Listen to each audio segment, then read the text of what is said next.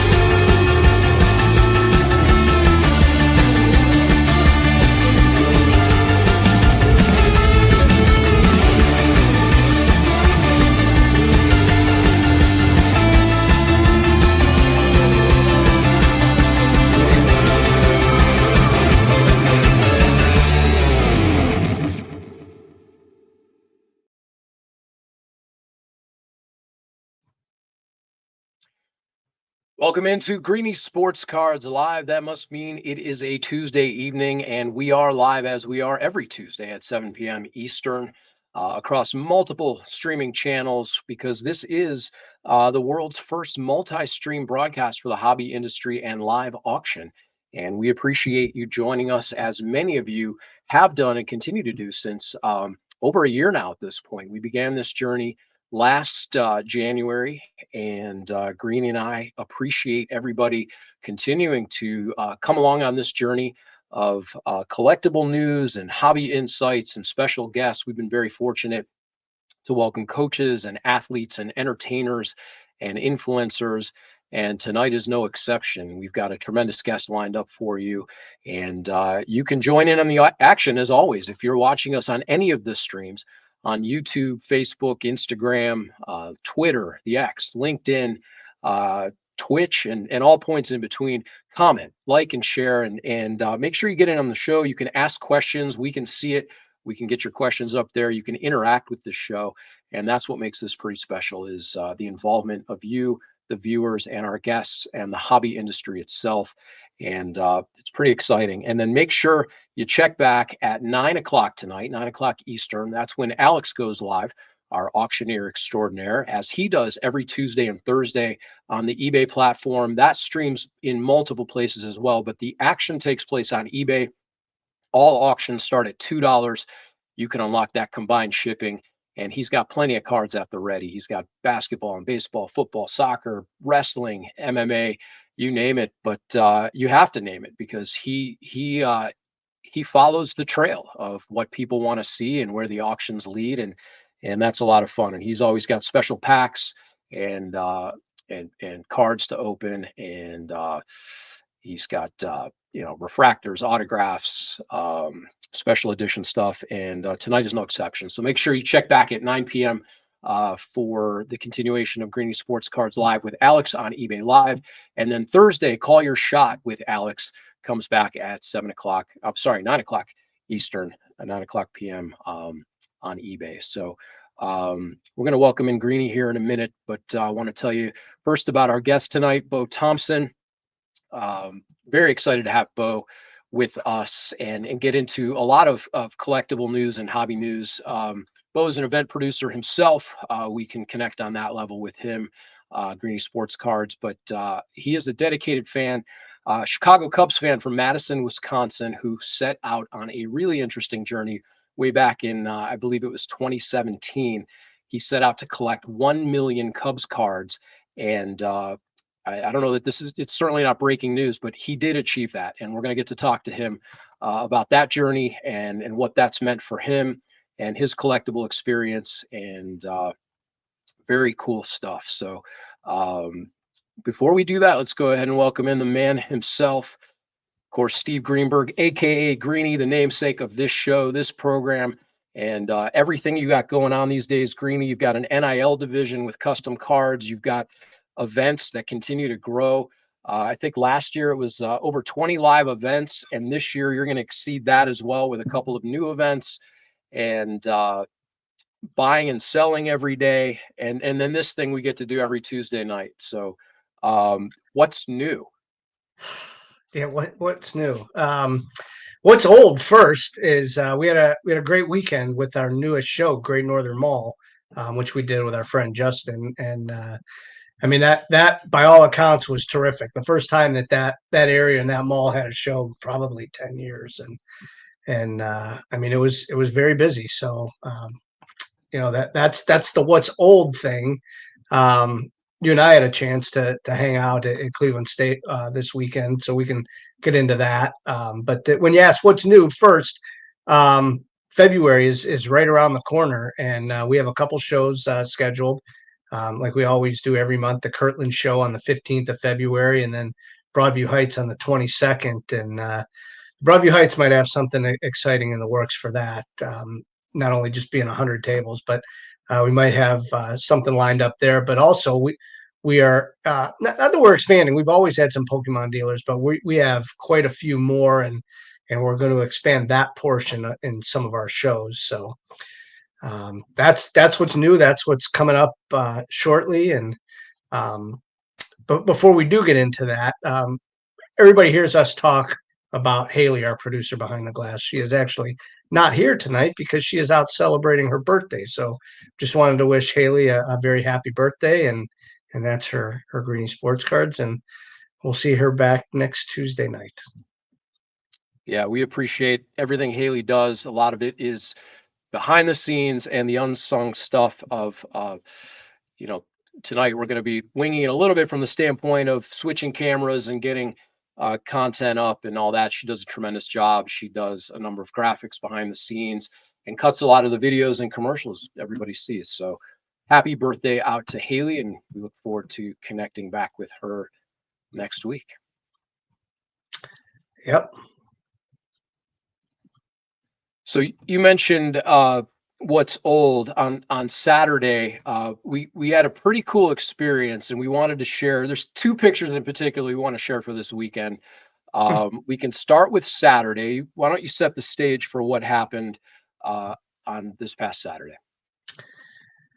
Well, it's no secret our affinity with Cleveland State and the women's basketball program, and they had a doubleheader this Saturday, and you and I went, and Vita, your daughter, came with us, and like we always do, we hang out, we watch the game, and they were playing an opponent that just needed a game on the schedule, a lower division, Ohio Christian Academy, I believe, from Circleville, I believe is where they're from, if I recall, and they won pretty handedly. But it's always fun going down there, and we've started to know some of the people in the stands, and unbeknownst to either one of us, one of the assistant coaches said, "Hey, do you want to come down?" And they use the term locker room loosely. It's not the locker room, but it's a video room where the team goes after, and the coach gives a talk. And we had a chance to go down there and address the team and tell them how much we appreciate being involved with them and their NIL cards. So it was not typical. We don't get a chance to do that all the time, and Coach K has been very gracious with his time and with the team with us, and we've got to know these young ladies pretty well. And whether they win or lose, we have a great time being around them and watching them play. Just so happens they're really good at basketball, Jeremy, and they have some players that are terrific, and we can go down the list, and that's for another show. But the men played afterwards, and we got a chance to hang around, and we sat on the floor behind the basket, and we're able to watch the game. And I think at the time they were 11 wins in a row, Cleveland State, which was second in the nation. I think behind Duke had won 13 in a row, and it was a tight game. They played Green Bay, whose coach is Doug Gottlieb, if you know the name, Doug Gottlieb. Beau probably knows the name from up in his area there. And big ESPN personality, or maybe he's on Fox. I'm not even sure what he's on, but he's a big personality, and I think from the get-go, he actually had to measure the rim at Cleveland Yeah. State University. Of all places, Doug Gottlieb had them measure the rim. And from what I understand, he was actually right. It was. I think it was a little off. Yeah.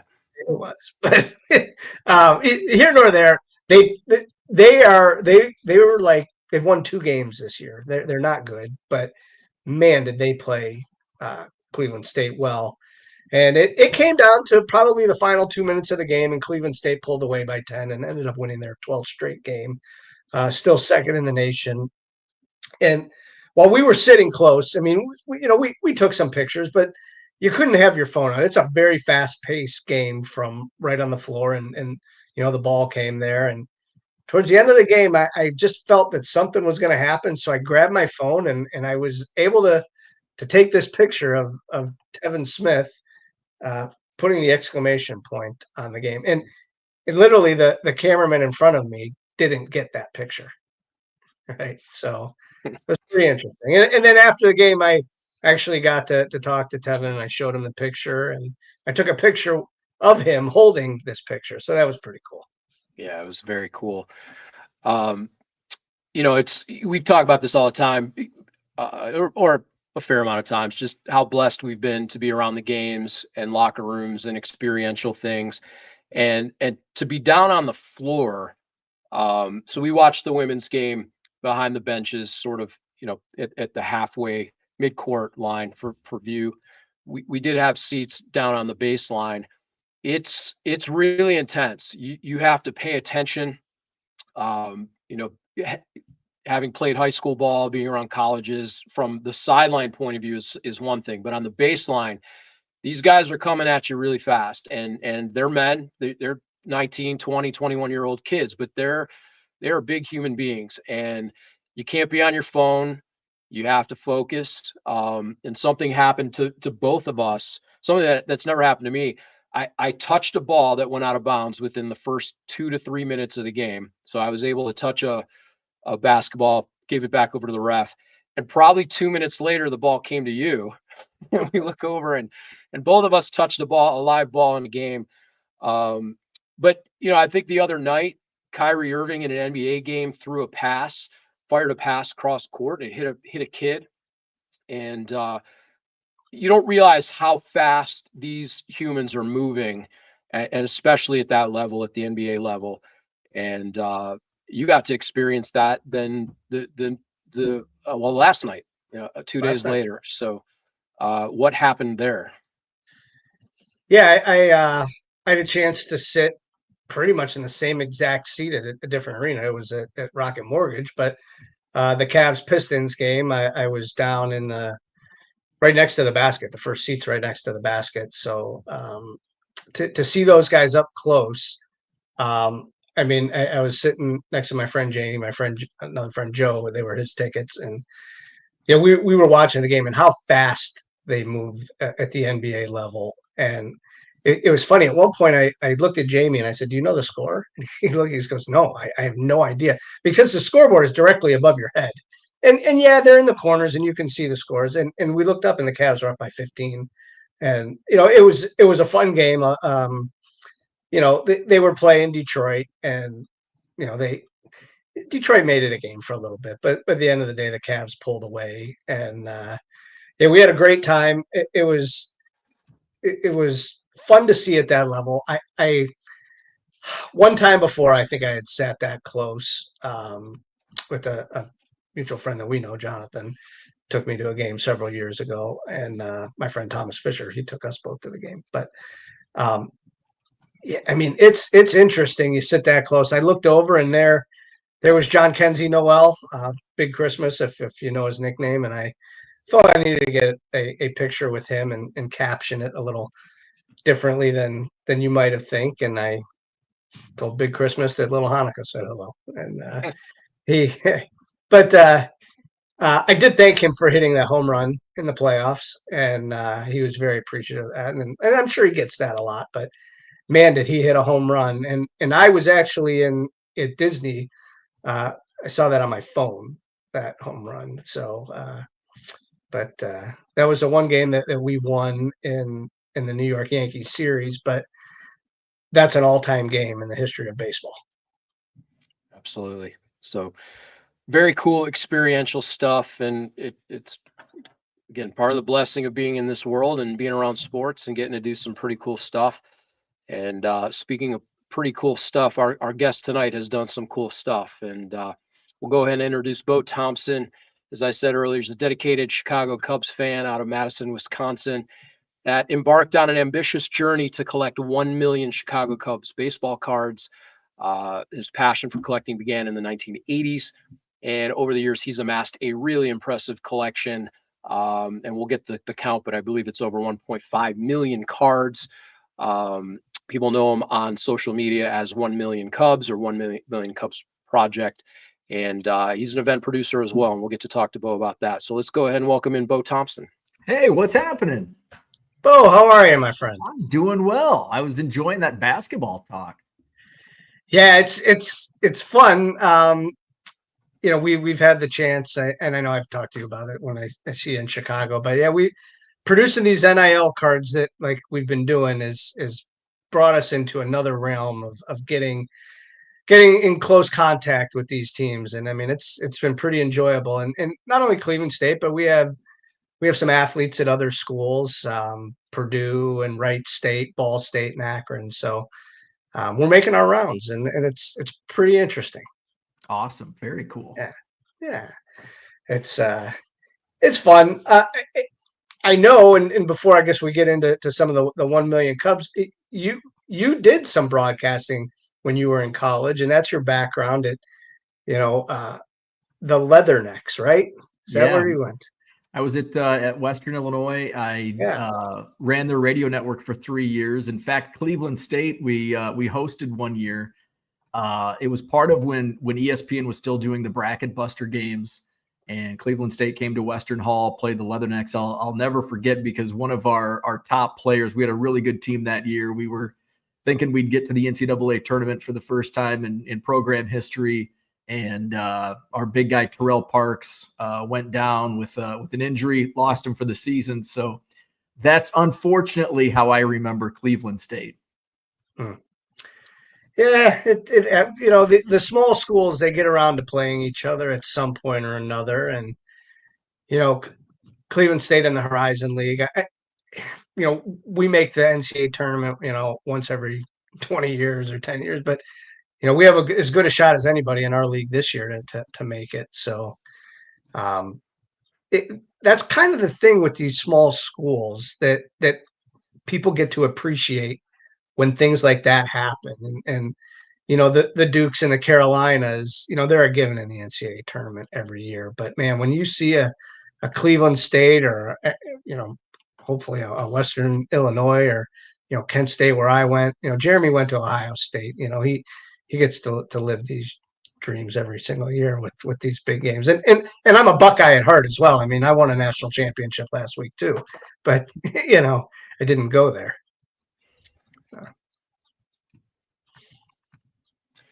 So, Beau, let's talk a little bit about the 1 Million Cubs Project, and we'll work a little bit backwards here.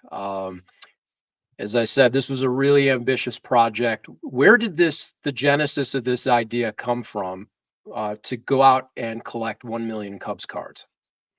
Over time, I had accumulated a lot of cards, and at one point, I figured with all the collections I had bought, probably around 1 million cards total.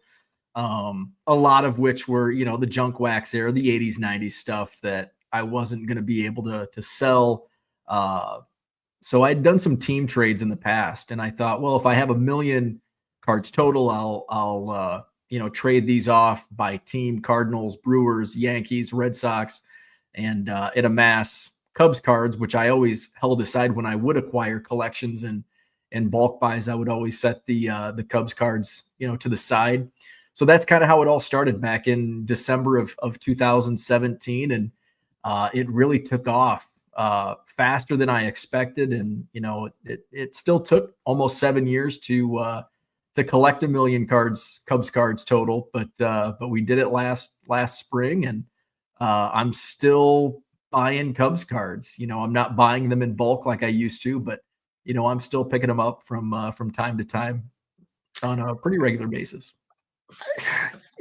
Before we actually ever met in person, I knew you as the guy that wore the Cubs-o-meter card and walk around shows that had whatever the number was, and I don't know, but are there milestone Cubs cards? Is there a 250,000th card? Is there a 500,000 card? I know there's a 1 million, there's a 1 million card, but do you have other signature cards? I don't. The one that I did have a milestone. The 500,000th card was just a random, in a trade box in the mail, and it's like, well, here's the 175th card that I needed to get to 500,000, and I think it was the 1990 Upper Deck checklist featuring Andre Dawson. So just a junk wax Cub, which I think is appropriate for the the amount of those types of cards that are in the collection. But that's probably the only milestone outside of obviously the 1 millionth card. But then I did do a countdown toward the end. The last 100 cards, I kind of curated the final 100 cards that I had been picking up over the previous few weeks leading up to the 1 millionth at Wrigley Field. So I did have like an official count there on 999,900 up to 1 million. Did you know what the millionth card was going to be? Like did you know, like, in 2021, man, when I get to this close, that's the card I want? I did. I'd kind of set my sights on 2 cards in particular. The first of which I had, you can see it in the background in my showcase, is the 1954 Topps Ernie Banks. And it got to a point where I started shopping for it because I thought, if I have a 1 million Cub card collection, I really should have a signature card like an Ernie Banks rookie card in that collection before I get to 1 million. So actually received that in a surprising trade from somebody that lives in, I think, Columbus in Ohio, and just kind of knocked my socks off when I opened up that package, and a great story behind it.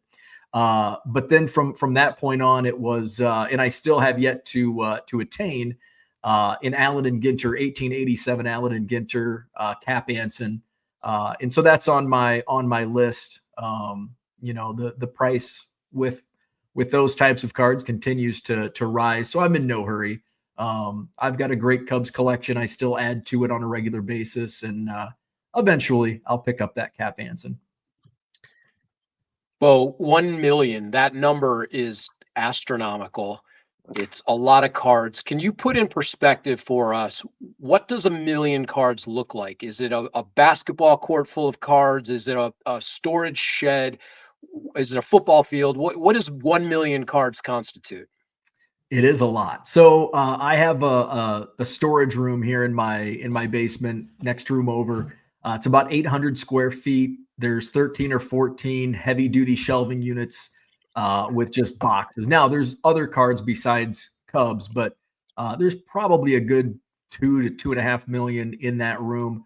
Of course, most of which are, Cubs cards, over 1 million Cubs cards in that room. But I started doing some math, and I wanted to figure out, okay, what distance would 1 million cards take up? And using the standard 2.5 by 3.5 inch card, it would span, if you laid them out on the ground, it would span over 55 miles of cards with 1 million. So yeah, it takes up a lot of space.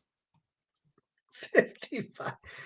I haven't calculated 1 million cards that way. I've calculated it by room, but now I know 55 miles. That's a lot of territory. Yeah, that's pretty cool. What number card is your superfractor? It is it's 1 million. So I kind of waited to hit 1 million for baseball season, because I didn't want to hit it in November, December. So I kind of sandbagged it and just turned off trades and stopped acquiring bulk. In the lead up, Topps had reached out to me in probably January of last year, probably a year ago, around this time a year ago, and said, "Hey, we've been following your project and see you're getting close. We'd like to, if you'd be up for it, we'd like to give you your 1 millionth card." And they'd been working behind the scenes with the Chicago Cubs and planning an event around it. And certainly not, I expected how I envisioned it all to end, or not really end, but culminate, would be to, lead up to the National, maybe in Rosemont in Chicago for one of the Nationals. Didn't quite work out for 2023. Didn't think I'd want to drag it out until 2025. So this was perfect. But I just thought, hey, I'll go find a Cap Anson or a great card, and this will be the 1 millionth card. Never did I think that Topps and the Cubs would reach out and do something on the field at Wrigley before a game. So it was when that email hit my inbox, it was quite a shocking surprise. So a couple quick true or false statements and maybe some commentary around it with that event. So did you in fact throw out the ceremonial first pitch on that day in April? That is true. I did. And then Topps made a custom-made card honoring the occasion as well? They did, yeah. Okay. You were on the marquee, which we can see there. That's pretty cool. What is that feeling when you walk up and see your name on Wrigley Field? That was it's one of those pinch me, I'm dreaming moments. We had walked, we had met in the in the offices in the lobby of the Cubs executive offices. Did a little bit of filming. The Cubs gave me my own custom jersey. Kind of walked through what was going to happen, and this was not on the itinerary. And we left the offices and walked to the front there and looked up at the marquee, and there it is. And it's it's surreal. Something that, I never expected. I know you can probably pay money and get that done, but I didn't do that. They did that for me. So it was pretty dang cool to see that up there on the sign on the marquee. Very cool. And my last one on that list was, which you confirmed, you did get a jersey. Did it say, was there a 1M on it, I believe? That's how they label it. Thompson, right. 1M. It's all true. It is all true. Confirmed right here. Yeah, that's really cool. I know that you've had a chance to get to know some players on the Cubs through the whole collecting journey. One in particular, I had a chance to meet a couple of years ago in Arizona by chance. I had no idea. Matter of fact, I was at a show, local show in Arizona, and came around. Hey, there's some minor league guys walking around, and guys walked by, and I introduced myself to a guy, and I said, "Oh, you play minor leagues?" And he kind of chuckled. He goes, "I'm in the majors." And I said, "Oh, really?" He said, "He played for the Cubs." It turns out it's Ethan Roberts, and obviously we're in Cleveland, and we're not allowed to be Cubs fans in Cleveland, but I do root for Ethan Roberts. What a classy kid he is, and I bought a card at a show that obviously I would have never bought before, but it was an Allen and Ginter red refractor, and I sent him a message, and I said, "Hey, can I send this to you and sign it?" And he did. So it's hanging on our mantle at the shop there. But I root for him for sure when he plays. Absolutely, he's such a cool dude, and I've known Ethan since shortly after he was drafted out of college, and we've become really good friends. In fact, one spring training, I think it was 2 years ago, we went to a local card show in Scottsdale, and we walked in, and the show promoter down there said, "Hey, there's a Cubs player walking the show floor, and a former Cubs player walking the show floor." And I'm like, "Really?" And he's like, "I want to see if you can pick him out." I'm like, "Okay." And I go, "Well, there's a current Cubs player that's also walking the show floor." He's like, "Really?" So we start walking around, and I gave up. I'm like, I can't find him. So at one table, it's Augie Ojeda and Ethan Roberts. They were standing at the same table looking at the same showcase, and they didn't know each other. And so, I introduced them like, hey, Ethan, this is Augie Ojeda. Augie, this is Ethan. So, it's really cool to see these professional athletes that, we see, I'm a collector, I'm a fanboy, and, we tend to put some of these athletes on a pedestal, like they're, they walk on water, and they're just like us, and they're nerds just like us collecting cards. And, it's fun to see them, sharing the same passion that we have. Yeah, it was cool. I remember he had his case walking around, and I can't believe I didn't do this, but he showed me, like, he had his superfractor, and I can't believe I didn't take a picture of it with him holding his own superfractor. But no, he collects, and he still does. And I see his Instagram stories, and he's buying cards, and he's doing things. And being in the major leagues, as great as it is, unfortunately, he's not going to be able to be at a national. So, and I know he was hurt 2 years ago, but he was rehabbing. But the baseball season falls during the national, but he's able to get to other shows, so that's great. Yeah, it's a lot of fun. We had Cubs convention last week, and he came up Thursday night, which before the festivities began, and we did a trade. He's a big Christopher Morel collector, and he actually collects a lot of his former teammates and current teammates. And so I had some Morels that I know he's a big fan. I'm not. I like Christopher Morel, but he's a big fan of Morel. So I knew that he'd be interested, and so I traded a couple Morel rookies, some serial number Morel rookies, for a 1-of-1 Seiya Suzuki auto. So it was a great trade. I'm happy, he's happy, and we ripped some packs, and some other friends that were in town for the convention were there opening packs too, and just nerding out on cards. Yeah, these guys are collectors as well.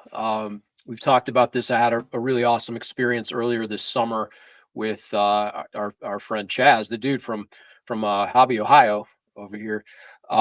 He hit a Josh Young 1-of-1, and Josh got a hold of him, and they made a trade down at Progressive Field. On the field, we got to follow him around, and dude got to interview him and talk to him about his collection and cards. And Josh only collects himself. He's on a quest to find his cards, but just to see, like you said, you forget these guys are dudes. They're some of them are kids. They're collecting, and how cool is that? If you make the major leagues and you get a card to yourself, and now the chase is on. Absolutely, that's the dream. I mean, when you're a kid playing baseball, playing little league, you're getting those. You're on picture day. You're ordering the trading cards from the photography company, and you get those in the mail. It's like, I'm on a baseball card, and I obviously never came close to playing even college baseball, but just imagining having that dream as a kid to play professional baseball, play Major League Baseball, and then to have your own card. It's just it's absolutely amazing. And I got my own card. It was through collecting and being a crazy collector, but I guess, hey, any which way it counts. Yeah. No, I mean, that's awesome. We all love that. I enjoyed watching it over the last several years, and I saw your countdown when it was happening, and fantastic. And here's to another 1 million cards in your house if your wife will let you have them. But yeah, so let's change the focus a minute and go into the card show producing. And you have the Madison, Wisconsin show. How long have you been running that show? My first show was back in April of 2021, coming right out of the COVID restrictions and all of that. So it's going on 4 years now. And it's grown to more than one room and more than one floor. Yeah. So the first show back in April of 2021, I had never promoted a card show. I'd set up at shows, in the past, monthly shows, and We had a small show in town that was maybe 15 tables, maybe 20 tables at most. It was in a really small conference room at a hotel. I'm a bargain box guy. Like, I love sitting down and just digging for a couple hours at a booth.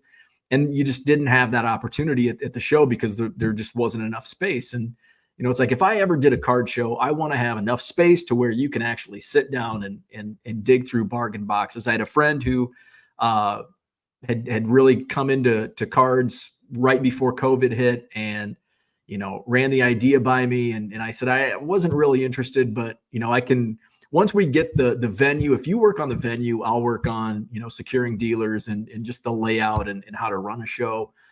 So we did, and we found a venue, and our first show was 17 tables, and grew it to about 200 tables this past summer.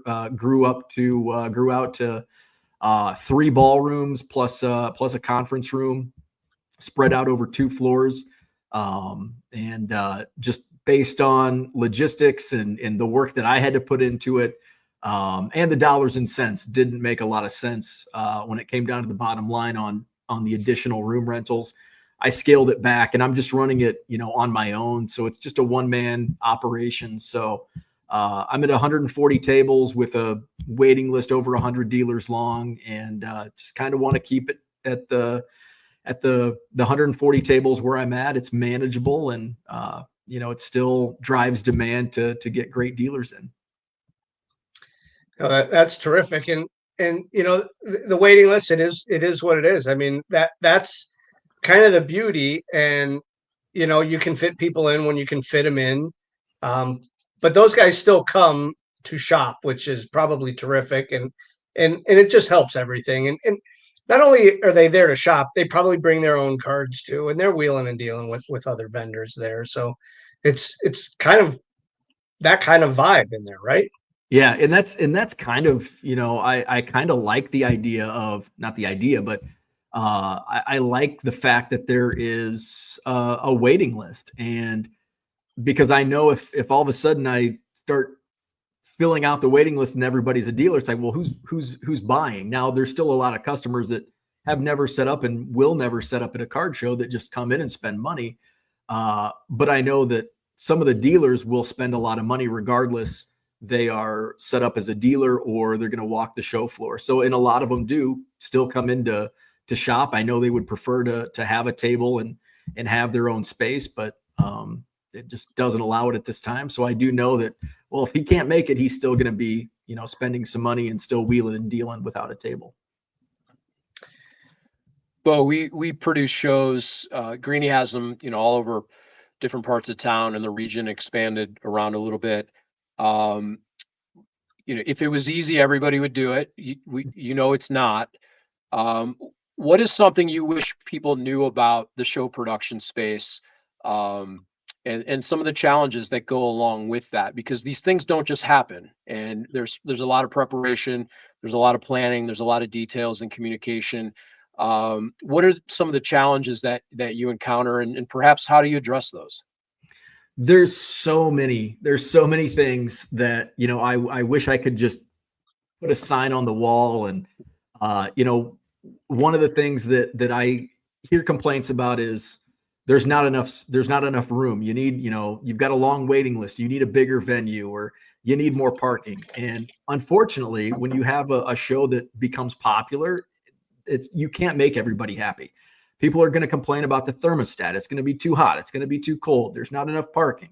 I've got to walk too far. I wish it was a bigger venue. I wish there was this. I wish there was that. I just came to realize that, there's going to be unhappy people. It can be this guy can say it's the greatest show he's ever attended, and the next guy is going to complain that there wasn't enough vintage, or wasn't enough slabs, or wasn't enough this or that, or he had to park far. So I just came to realize you're not going to please everybody. The one thing that I do wish everybody could understand is the logistics behind the site, the venue, because it's not easy finding affordable venues. And we have a large event center across the street from, I run my show at the Sheraton Hotel in Madison, and across the street is the Alliant Energy Center. And it's it's a dated stadium. Basically, they do monster truck rallies every once in a while. WWE comes in, so it's that type of venue. But it's also very expensive, and they charge for parking. So, my show is free parking. I understand it's once the parking lot's full, it's hard to find parking spots. But it's expensive. And if I went across the street and did that, the dealers would be paying 4 or 5x the table fee. Customers that walk in and don't pay for parking are going to pay $8. They're going to walk into the show and have to pay $5 or $10 admission fee. I run a free admission show. So there's just a lot of it. It's hard to find the perfect venue with all the tables. I need X amount of tables. Well, we only have 100. Well, I need 200. Now you've got to go find rentals. So there's just a lot that goes into running a show that most people either don't think about or don't want to think about. Right. If we're doing our jobs, people don't think about it. They think it's easy. You show up, you have a great experience, you move on. But when they find something off, they're the first to tell you. Absolutely. But at the end of the day, the shows are fun, and that's why we do it. It is to make money. There is no question about it. But we enjoy it, and we say, although Jeremy got called out by Will Stern last night, he's not a collector, but he does have things if you look behind him. But Jeremy is the producer, and that's his world, and he logistically maps out where these tables are, and we try to keep the aisles a certain distance, right? You can't just cram people into a spot, throw some tables out, and say, hey, we're going to have a card show. Now, I know people do that. Let's not fake it that doesn't happen. But there's also people that realize, man, there's room here to move. I can breathe. I'm having an enjoyable time. Like there's all these other like intangible things it shows that people don't realize until they leave and go somewhere else. And they're like, that was really cool. Yeah. From security to coffee service to, if you have a ticketed show, getting the box office going, to parking, as you said, to logistics and flow and signage and all the advanced communication too, from social media to email marketing to communicating with your dealers. There's a lot of stakeholders in these things. And whether it's a sponsor, exhibitor, collector, kid, grandparent, there's a lot of moving parts. And we've just been fortunate to be around it. I've been fortunate to have been around the National for 22 years as a part of the IX Center for 15 of those. And just being able to see that and the evolution of the industry has helped kind of frame some of this up and help Greenie grow here in this region. But yeah, we love the show space because, we could ask you, I could guess the answer on some of the changes and evolution in technology and card collecting. But I think, Beau, the one constant, not just baseball, but the one constant in Americana is there's always going to be a space for the live experience because these are still tangible things. People are collecting, maybe cardboard with photos on it, or it may be a helmet or a baseball or something, a stadium seat. These are physical, tangible things that people want to touch and smell and connect with. So we believe there's always going to be a space for shows. Absolutely. And I had a conversation with one of the dealers at the show this past Saturday about, wax. And, there are certain products where, and I order cards and boxes online all the time, but sometimes it's just, I want to go and buy the box of cards at the local card shop or the local card show. And you get a lot of walk-up traffic at card shows that, somebody doesn't want to, and that's not even considering people that don't shop online. I mean, there's a segment of people that, don't do any shopping online. So they want to come out to a card shop or a card show and buy the latest box of Topps or whatever product it is. And even though it's upcharged, I can spend $10 or $15 less online from a various, website, but I can get it here and today. And maybe I don't want to wait 2 or 3 days to open it. It's a Saturday. I want to buy the box today and get it. I don't want to order it and hopefully it gets to me by Saturday or whatever. But I think there's always going to be obviously a need. And it's just kind of like, brick and mortar shops back in the late 90s when eBay came along and online shopping came along. There's just adaptability. And, we just all need to know that there's going to be an online presence, but there's also going to be an in-person live presence with shows and shops, and the strong will survive. That's pretty straightforward and simple. I mean, we've kind of preached that the same thing here. Jeremy. Yeah. At the same time, the online collectability and the eBays of the world have opened up literally the entire world to the collector space. So now you can access and find a card. You're looking for that Ernie Banks card. You might find it in California or Florida or Cleveland, Ohio, where 10 years ago that might not have been the case. So there's this fascinating confluence of the internet connectivity of collecting, but still that real tangible piece. And it's amazing when there's so many cards that I've bought at a show that I never would have bought online. And yet I can buy them online. And there's probably, say it's an Ernie Banks rookie card. There's probably hundreds of eBay or Ernie Banks rookie cards on eBay right now. But if I see one in front of me at a card show, it's almost that like instant gratification where, I could go on eBay and probably pay less for it, but it's right there in front of me. And you have that instant gratification and we're all a little, older. We didn't grow up completely on technology. So we have those tangible items we like to hold. And I still like to hold a newspaper and read a paperback book as opposed to, a Kindle or an iPad. But there's so many cards that I've bought at a card show because it's right there in front of me. And it's like, hey, that's a good price. I wouldn't go shop for it on eBay or any other website because it's just right there. And it's like, hey, I've got, my budget and I'm going to buy this today because it's here. So speaking of eBay, that's become one of your biggest outlets. And I know we've talked about it. We use the same scanner, the Fujitsu 8170, I think, whatever the numbers are. You've taken it the step further and you're using Card Dealer Pro, and you're up to how many cards on eBay now? There's probably listings. I'm at right around 60,000, which is, the limit for the premium store level on eBay.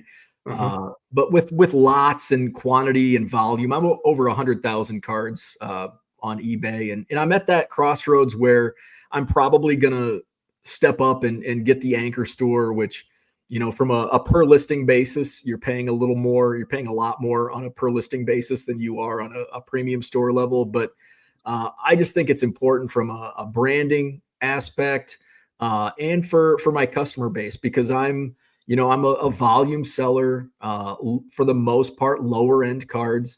And I do volume discounts, just encouraging bulk deals.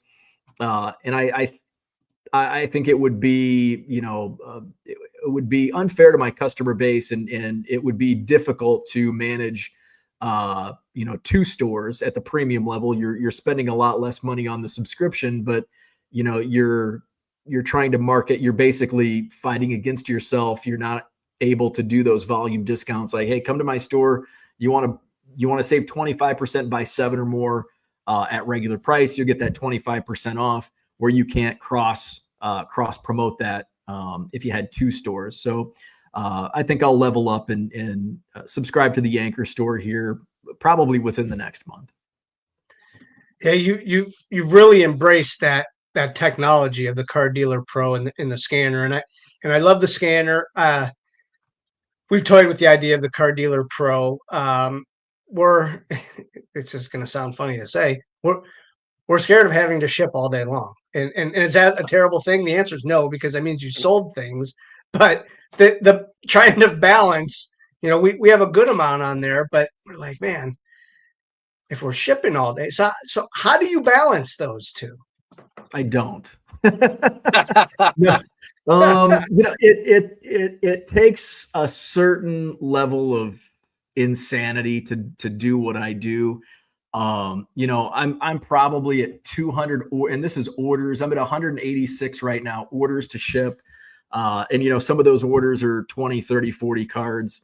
So it's just, and I'm shipping literally, you know, all day. I mean, it's several hours a day that I spend shipping, you know, and some of the cards, it's a 1 card order for $1.50.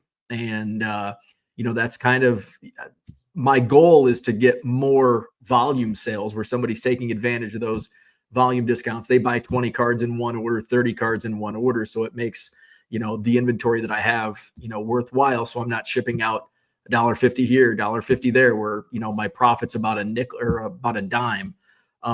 So that's kind of what, you know, kind of what my basis is. As I, you know, get to that 60,000 level, trying to be a little more particular on the inventory I list, you know, wanting more liquid, but more liquid equals more shipping and all of that. So, you know, it's something that I'll probably, you know, in 2025, you know, get some part-time help for, you know, somebody to handle some shipping just to alleviate some of that and just try to scale up that way. Cause I'm pretty much at a point where I'm maximizing what one guy can do. No matter how efficient I can, you know, I can probably improve here and there, but at the end of the day, it's not going to make much of a difference unless I have a second body that can handle, you know, either the shipping or the listing. And I'd prefer it be the shipping. What's your name on eBay? I assume I know what it is, but for everybody else, what's your name on eBay? 1 million Cubs. I try to keep 1 million. I think I'm 1 million Cubs on every platform just to keep that branding. I knew what your name was on eBay, but and we'll type it out there and we'll post it there and people can go to your eBay store. And Jeremy showed one of the pictures. He may not know this, but I follow this. You buy a lot of Goodwill pallets, and you have found some pretty amazing cards, including a Mike Trout autograph Bowman Chrome rookie. That is correct. Yeah, and in fact, I just picked up I picked up a pallet yesterday. It was my 23rd Goodwill pallet that I bought over the last few years. And it was a big one. They charge by the weight, and this was about 800 pounds.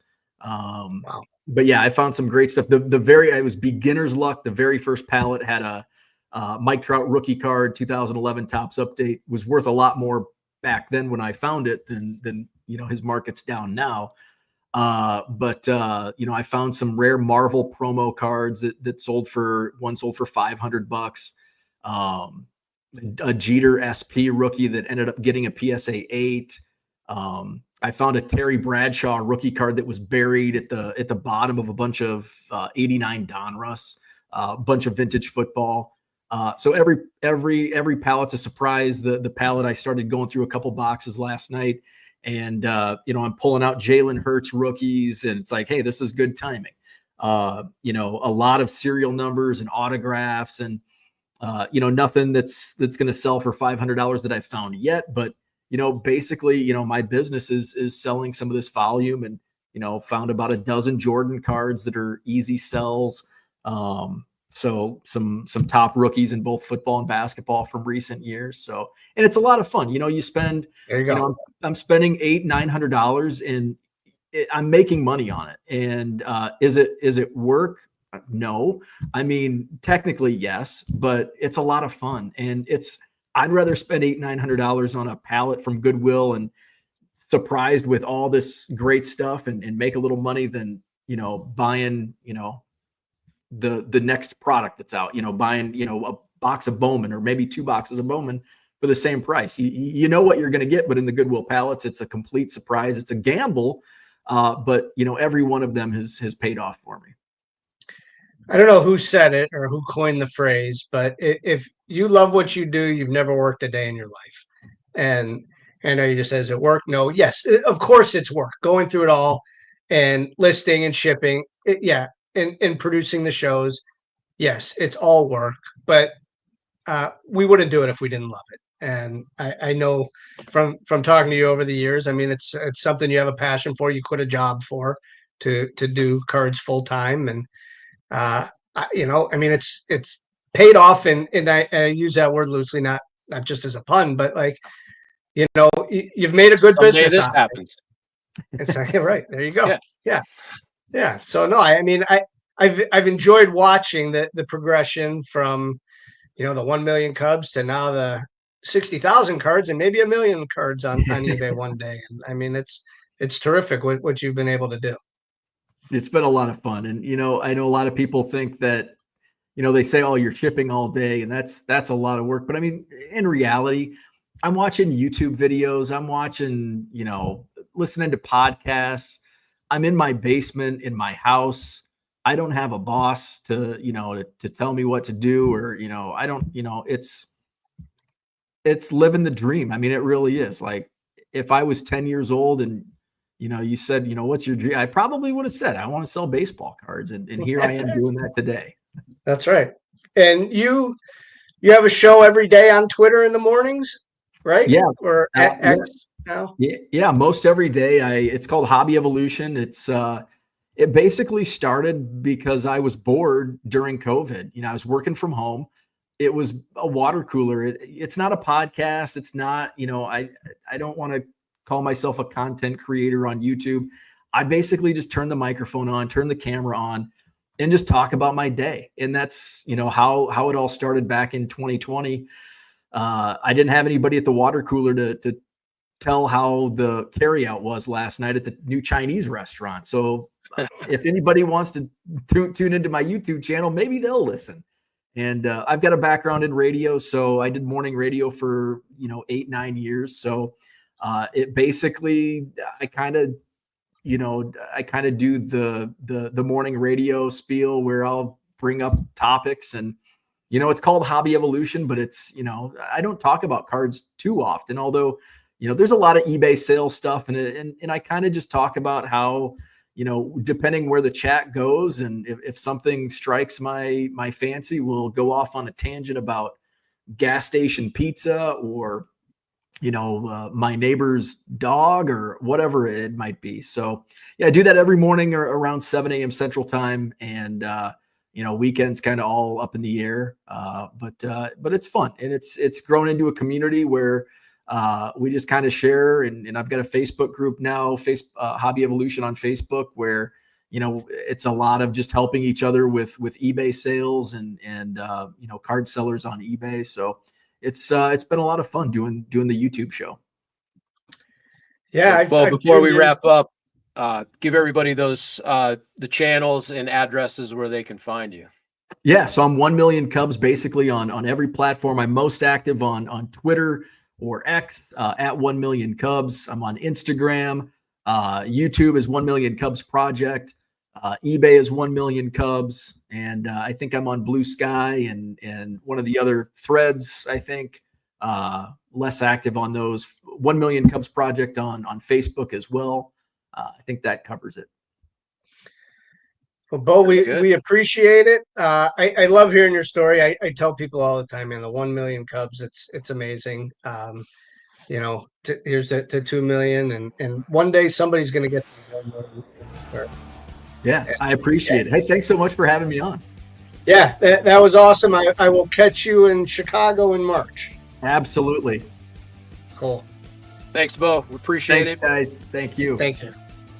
Check out 1 Million Cubs all across the multi-channels. As you said, our thanks to Beau Thompson, 1 Million Cubs. Again, happy birthday, Haley. Thanks to all of you for watching. Make sure you follow Greenie on all the socials as well. Like and share. We go live every Tuesday at 7 p.m. Eastern. You can join Alex at 9 p.m. Eastern for the auction. And this thing will keep rolling. Greenie, as always, appreciate you. Appreciate Greenie Sports Cards. And may the cards forever be in your favor. Yeah, and I'm going to take a real quick bit out of two guys at your radio station, Jeff and Andy Baskin. What makes you smarter at the end of a show? And Jeremy, 1 million cards is 55 miles. 55 miles of cards. So you can tell at least double that, if not more. Yeah, you can tell Jeff and Andy we use their bit to end our show, and we appreciate Beau. We appreciate everything. We will see you back next Tuesday night at this same channel. So have a good night, everybody.